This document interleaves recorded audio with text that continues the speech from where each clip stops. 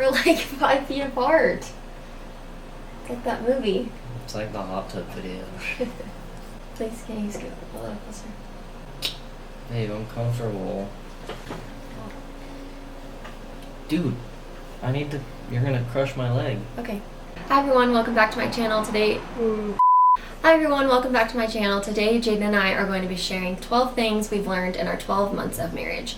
Jaydon and I got married August 2nd, 2022. It is August 11th, 2023, so we've been married 12 months and we want to share some things that we've learned with you guys.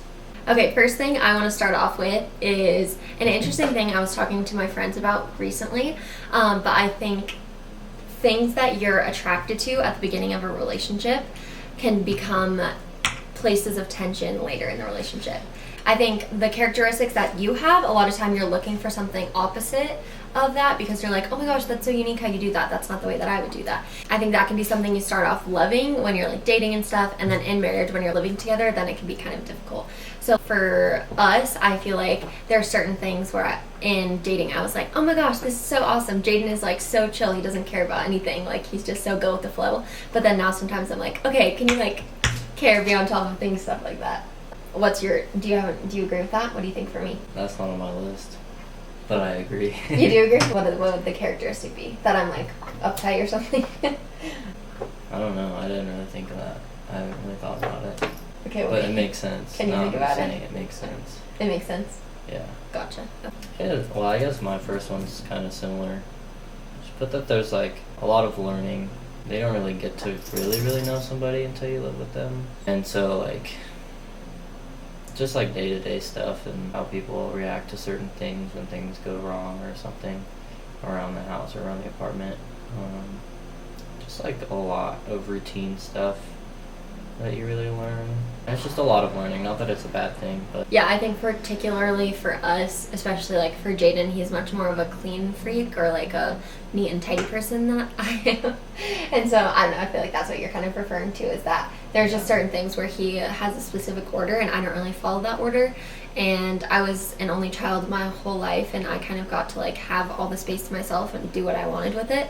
And so yeah, I feel like that's something we've had to learn and like orchestrate how we're gonna run our household together. And the glass and plastic dinnerware, silver, whatever. Kelsey likes to use glass for everything we do. Why is that a big like deal? Like our glass plates. They're not glass. Or like ceramic, but nice Yeah. plates. And I don't know, growing up it was always like, we use the ceramic or the glass for like nice stuff. And normally like just regular dinner nights it was plastic. And yeah, I don't know, it's just different. Like we grew up differently in different households. She was an only child. I was definitely not an only child, and so she kind of like sometimes, and it's not a bad thing, sometimes she just thinks that like she's still the only one here. I do not think that. Third thing I've learned in marriage is to laugh as much as possible. I think in marriage I've become a little bit more of a stickler and I'm a little bit more serious. And so as I was reflecting on this year, I think I have loved the moments where I just like let go of the cares and the stresses that I have and just laugh with Jaydon because he's really funny and like goofy. And so I think when I give into that, it releases a lot of tension in our relationship. Yeah, I'm a very sarcastic person. I like to joke. And sometimes Kelsey's not in the mood for that. So I think that takes a lot of learning on my end when she's in the mood or not to laugh, but no, it's very important. Okay, number 4? Different schedules. As far as obviously work is going to be different, like you're always going to have different work schedules for the most part, but I think the biggest thing is like life schedules and like who you are as a person. I'm definitely more of like a night owl person. Like my body doesn't really shut down at the times that hers does.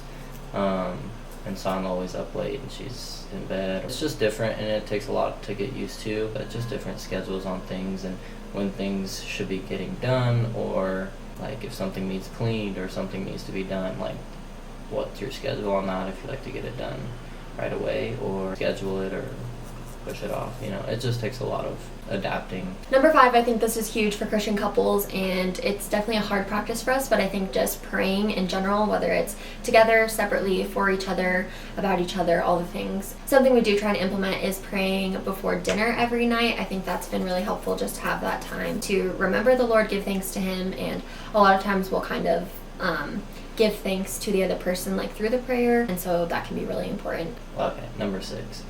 But this is where our 2 different personalities come into play, because I did a more of a funny one. I've learned that Kelsey doesn't like to sleep under the comforter. So for basically the first year of marriage, we slept under 2 different blankets on top of our comforter, because she likes to hog blankets, and so I have my own. I get cold! Or she just doesn't like sleeping under the comforter for whatever reason. She doesn't like the sheets. I don't know. Okay, but it's we just had not, the pilliest sheets. They were so pilly and uncomfortable, and that texture. It's just not, it's not normal. Why buy a comforter if we're not going to use it? But I will say, since we moved, it's only been 4 days, but we have been sleeping under the comforter. And I've hogged the comforter, so I don't know if that's what you want to happen. Yeah, just things like that. You learn that bother you a little bit, but you work with. Okay, number 7, I'm coming up with this one on the spot because of Jaden's last one. Something that I've learned about Jayden in our year of marriage is that Jayden has a hard time matching his colors sometimes. Matching my colors? I feel like I match just fine. I'm matching right now. Okay, today's pretty good actually. But Jaden will wear his Phoenix Suns hat. It's got orange going on. It's got purple going on. He'll wear like navy blue shorts with like his purple, gray, and black shoes, and then like a gray shirt. And it's just the entire rainbow going on in your outfit. She just goes to the extreme. It's not that That's bad. not even... Okay, I'll have to take some pictures sometimes. And sometimes I make a little comment here and there. But I try not to, and I try to let the man be himself. No, and I wear agree. Sometimes my hat and shoes don't really match that well. Yeah. Which, I guess growing up I didn't really like... Well, I also didn't wear hats growing up. Yeah, that's a new thing. So, mm-hmm. But I never cared if my shoes matched or anything like that. It was more of like the shirt and the shorts or pants or whatever. And so now that I wear hats, she likes to make fun of me for saying that I don't match. It's just funny, but it's okay. I don't care that much. Okay, number 8. Friendships, I think, is a big one. I think it's very important to have important friendships and meaningful friendships in community. I think a lot of people know that, like, oh, community is good, but I don't think people really talk about, like, the actual, like, friendships that you have. So, like, I think it's important. Like, obviously, when you're married, she's going to be your best friend, like, soulmate, whatever you may want, however you want to put it. But that doesn't mean you can solely rely on that person for everything, whether it's prayer, for fun, for whatever it is. Emotional support, yeah. Talking to somebody. Not super open as a person, so it's harder for me to make friends. I mean, Kelsey, it's a little bit easier. She's a little bit better with people and seeks that out more than I would. Like in Phoenix, she made some really good friends, good community for her. That actually really, really helped her get through some tough times. And then same with me, like, even now I'm struggling just leaving friends from Phoenix. You know, it takes a while for me to actually, like, connect with people and really put my trust in somebody. So I think it's really important that you have people like that in your life. Yeah, I think that's huge. It's so easy to become codependent in a marriage, I think, and then for other people to view you as just a pair. It's like, oh, Jaden, Kelsey, Kelsey, Jaden, Jaden, Kelsey. But we are, like, individuals. We need our separate friends. We need our separate activities. And so, yeah, I think that's a really good point. Yeah, and just being able to do things in a non-mean way, but like without your spouse. Number 9 kind of builds on top of that with friendships. I think for me, I had to learn to communicate with Jaden when I wanted to tell friends about certain aspects of our relationship. I think it's just important to be openly communicative with your spouse about what you're sharing with other people. Because for me, like, when I get in a deep conversation, I will go into, you know, things that are deep in my heart and kind of how my life is going, and that's really easy for me. And so I have to have some boundaries there and be like, okay, would Jaden be comfortable with me sharing this, and is it okay that I'm talking about this problem that we're having or stuff like that. And so just having that respect and honoring him when he's not around, I think, is really important. yeah, I think it's important that you have other people like that to talk to about personal stuff, but always like keeping your spouse in the loop and things like that. Number 10 is communication, and just always communicating. I think that we've struggled with that. Kelsey and I are different in that aspect. I'm more of the communication person sometimes. Especially in situations of conflict, I think. We did long distance for a while, and so obviously communication was big, and we did really well with it a lot of the time. But I think since we've been back together and we're married and now we're living in the same place, it's died down a little bit. Sometimes when we have a disagreement or an argument, or there's just some conflict outside of our relationship, sometimes Kelsey will shut down a little bit and she'll just kind of walk away and try to push it away. And I think it's important for you to not let that happen, because the more you let her or your spouse sit with that, the more they have time to think and go off on these different tangents that aren't true or may not be true. And so just communicating and talking it out. Yeah, there's different times where you have to give them time before you start talking about it. But I think just always communicating, talk things out, whether it's big or small, conflict or not. I think it's always important to just communicate those things. Or just getting back to where we were, we used to communicate very well, obviously, because we had to. Yeah, I think just the daily aspects of frustrations and stresses and emotions, especially for me being the more needy and emotional one of the relationship, I think I just fluctuate a lot throughout the day. And so it's difficult for me to communicate that, and for other people who have more of an avoidant conflict style, I just want to go away, shut myself in our room, and cry and freak out and things like that.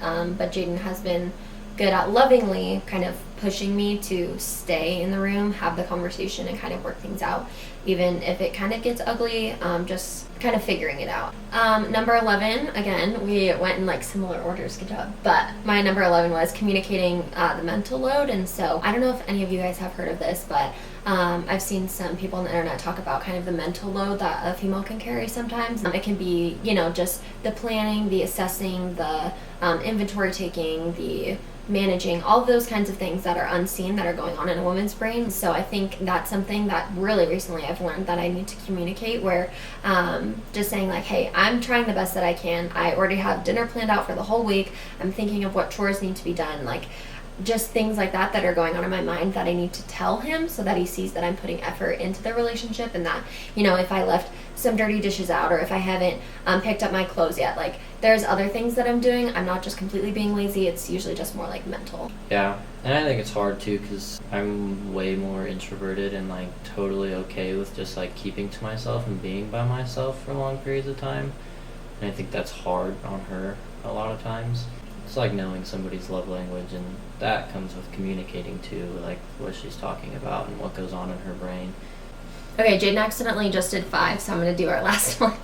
My number 12 would be that marriage is truly a mirror. I think it is so crazy how spending your life with someone and being that, close in proximity is a reflection of who you are, and you see up front and personal. What's the thing? You see up close and personal. Up close and personal, your best attributes sometimes, and more so kind of your worst attributes. So for me, some of the things that I've kind of seen show through are just my issues with pride and with negativity, and then neediness as well. And so just kind of seeking fulfillment in other areas where I shouldn't be. And for us, being Christians, our fulfillment comes from the Lord only. And so I think marriage has ultimately drawn me closer to God, and saying God, I really need you, because I just snapped at Jaydon, or I was just super sarcastic and rude, or I just had a breakdown thinking that he doesn't love me, and just stuff like that, where I have to run into the arms of the Father and just say I'm sucking as a wife, I need you to help me and show me the ways, because it's super important to be one and be unified. And when we're not relying on the Lord first and foremost, then it's not impossible to do that. The last thing I'll say is know your spouse's love language. I think that's something that I know, but I struggle with fulfilling that, because I'm not as much as the emotional person, or very upfront with that. I think she does that better with me than I do with her. But yeah, I think it's important and to not only know that, but know the love languages of people around you as well. I think that also helps your marriage as well too. Just keeps you thinking about it and keeps you putting people that you love first, and taking care of them, obviously. It helps me to help other people that I like or I love and that are really close to me. So I think that's important, especially with your spouse, to know their love language and to be able to do that. Alrighty, thank you guys so much for watching. Those were 12 things we've learned in our 12 months of marriage so far. If you stuck around for this whole video, we're very grateful, and I'll see you guys in the next video.